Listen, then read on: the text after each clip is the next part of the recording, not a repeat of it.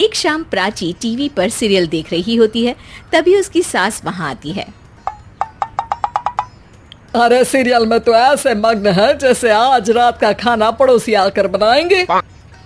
मुझे पता ही नहीं था आपने अपने बेटे की शादी पड़ोस में भी की हुई है। हैं? मतलब? मतलब इस घर में सारा काम बहू ही करती है, आप तो सिर्फ खर्राटे मारती हैं। अच्छा जी, फिलहाल तो तुम आराम फरमा रही हो, चलो जाओ, ये मेरे टीवी देखने का समय है। आहा, इसीलिए मुझे भगाया जा रहा है। सॉरी, अब तो बिल्कुल नहीं जाऊंगी। प्राची की इस बात पर दोनों सास बहू के बीच टीवी रिमोट के पीछे बच्चों जैसे छीना झपटी शुरू हो जाती है, जिसके बीच श्लोक भी काम से घर वापस आ जाता है। हाँ, आज मेरी चूहे बिल्ली की जोड़ी किस बात पर झगड़ रही है? अरे तेरे बीवी मुझे टीवी ही नहीं देखने दे रही। अरे तुम्हारी मम्मी मुझे खाना बनाने के लिए फोर्स कर रही है। अरे वाह, ऐसे बेतुके रीजन पर तो बच्चे भी झगड़ा नहीं करते। अरे मुझे कुछ मत बोल, सब इसने ही शुरू किया है। हाँ हाँ, जैसे आप तो बहुत दूध की धूली है ना। अरे बस, दोनों चुप। प्राची जाओ, खाने की तैयारी करो। और माँ तुम छोड़ो, तुम्हें क्या बोलूं, शांति से अपना सीरियल देखो, मुझे दोबारा लड़ने की आवाज सुनाई नहीं देनी चाहिए। ऐसा बोलकर श्लोक वहां से चला जाता है, जिसके पीछे पीछे प्राची भी कुछ न कुछ बड़बड़ाते हुए रसोई में चली जाती है। हाँ हाँ, सासू जी को तो कुछ बोलेंगे ही नहीं, बस मुझ पर ही हुक्म चलता है, खाना बनाओ, जैसे मैं इनके घर में खाना बनाने के लिए आई हूँ। इसी तरह शाम बीतती है और रात को श्लोक और प्राची की सास खाना खाकर सोने चले जाते हैं, लेकिन प्राची गुस्से में कुछ खाए बिना काम में ही लगी रहती है। इस घर में किसी को घंटा फिक्र नहीं पड़ता, मैं खाऊं या भूखी रहूं। प्राची कुछ देर के लिए रसोई से बाहर जाती है और जैसे ही वापस आती है तो वहां दूध का भरा ग्लास देखकर हैरान रह जाती है।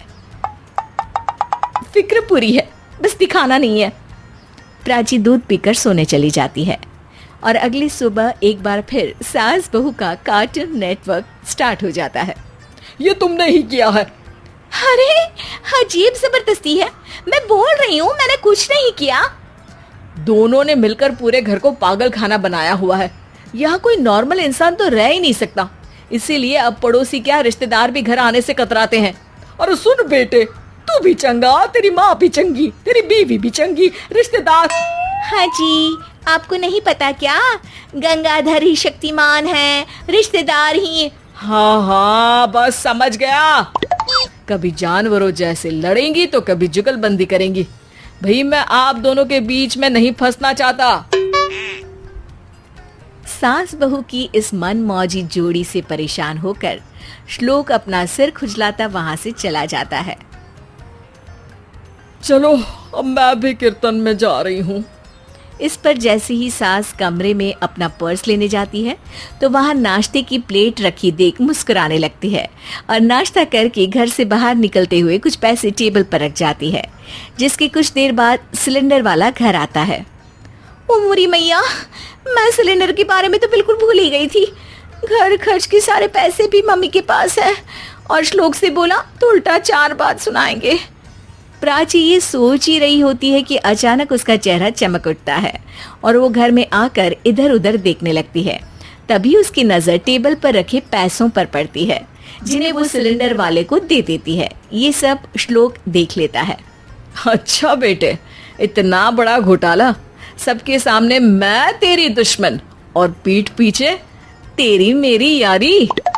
इस पर श्लोक एक प्लान बनाता है और शाम को सब एक साथ बैठे होने पर बोलने लगता है। माँ, तुम दोनों की बहुत लड़ाई होती है, इसलिए मैं सोच रहा हूँ कि प्राची को उसके घर छोड़ाऊं, इससे वो भी खुश रहेगी और तुम भी।